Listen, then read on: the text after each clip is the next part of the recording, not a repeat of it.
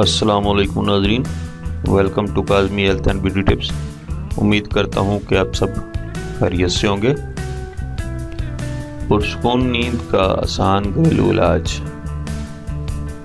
اگر کسی کو دماغی کمزوری کے سبب یا کسی اور مرض کی وجہ سے رات کو نیند نہیں آتی اور خواب آور گولیوں کا استعمال کرنا پڑتا ہے تو اب آپ کو پریشان ہونے کی ضرورت نہیں۔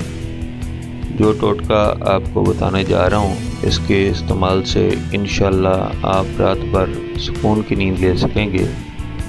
یہ ایک آزمودہ نسخہ ہے، بے خوف و خطر استعمال کر سکتے ہیں۔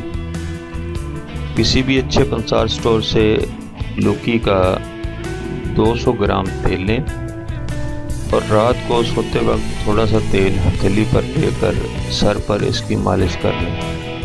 انشاءاللہ آپ کو پرسکون نیند آئے گی اور آپ خواب خرگوش کے مزے لیں گے۔